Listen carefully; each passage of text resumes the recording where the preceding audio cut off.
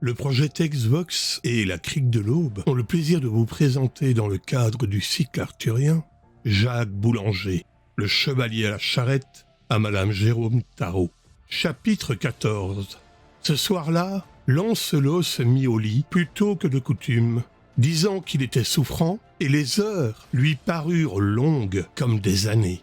Vous tous qui en avez fait autant, vous pouvez bien comprendre cela. Enfin, quand il vit que dans la maison, il n'y avait plus une chandelle, une lampe, ni une lanterne qui ne fût éteinte, il se leva et franchit le mur du verger, qui était vieille et décrépit.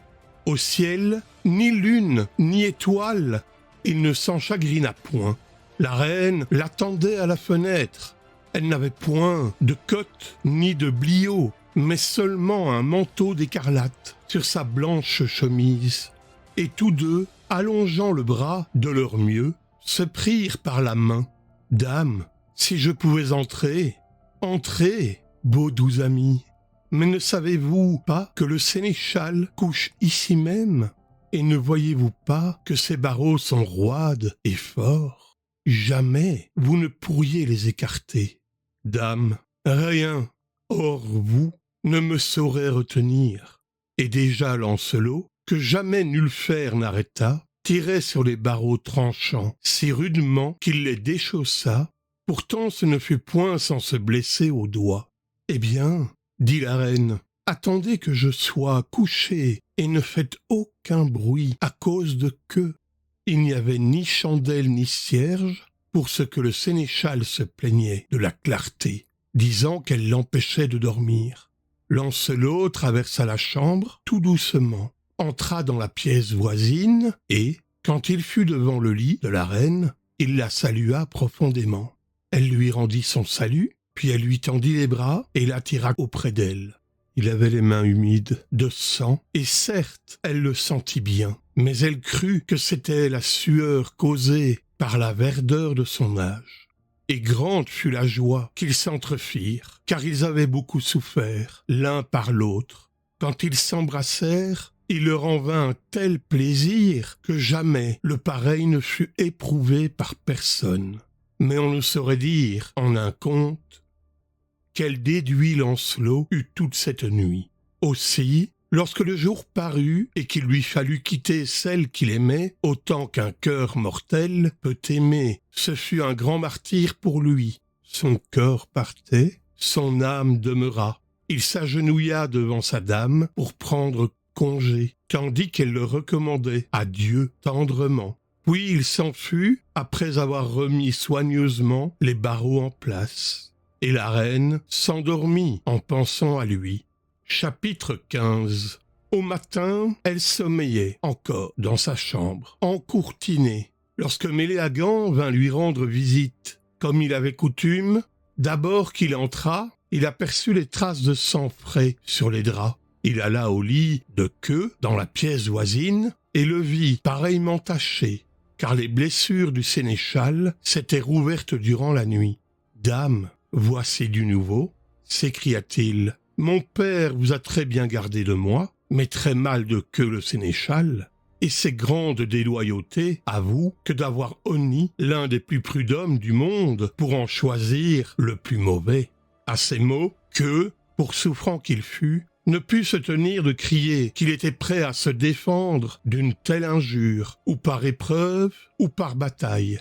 Mais Méléagant, sans lui répondre, envoya quérir son père. Et lorsque le roi Baudemagou eut vu les draps sanglants, « Dame, dit-il, vous avez mal agi. »« Sire, répondit la reine, je ne mets pas mon corps au marché. Bien souvent, la nuit, le nez me saigne. Que Dieu ne me pardonne jamais si c'est que qui porta ce sang dans mon lit. Voyez, fit-elle à Lancelot, qui était venu avec le roi, pour quelle femme on me tient et de quoi l'on m'accuse. Dame, dit celui-ci, il n'y a au monde chevalier contre qui je ne vous en défende. Si vous l'osez nier, je suis tout prêt à le prouver contre vous, s'écria Méléagant. Comment? Êtes-vous donc déjà guéri des plaies que je vous fis hier? Je n'ai plaie, dit Méléagant, qui puisse m'empêcher de soutenir le droit. Dieu m'aide, dit Lancelot. puisqu'il vous en faut encore, allez vous faire armer. » Bientôt les deux chevaliers se trouvèrent sur la place, et le roi avec eux. « Sire, dit Lancelot, une bataille pour une si haute chose ne saurait être faite sans serment. » Le roi fit apporter les meilleures reliques qu'on put trouver, et tous deux se mirent à genoux. « Par Dieu et par tous les saints, dit Méléagant, c'est le sang de Queue, le sénéchal, que je vis au lit de la reine. Par Dieu et par tous les saints, dit Lancelot, vous en êtes parjure. » Alors ils enfourchèrent leurs destriers et laissèrent court. Leurs lances se brisèrent, et ils se heurtèrent de leurs chevaux, de leurs écus, de leur corps, si rudement qu'ils touchèrent de l'échine l'arçon d'arrière. Mais Méléagant vola par-dessus la croupe de son destrier. Aussitôt Lancelot saute à terre, dégaine, jette l'écu sur sa tête et court à celui qu'il hait à mort. Méléagant se défend en bon chevalier, car il était preux s'il était traître et félon. Mais sa blessure s'était remise à saigner, et Lancelot le pressait plus vivement qu'il n'avait fait la première fois.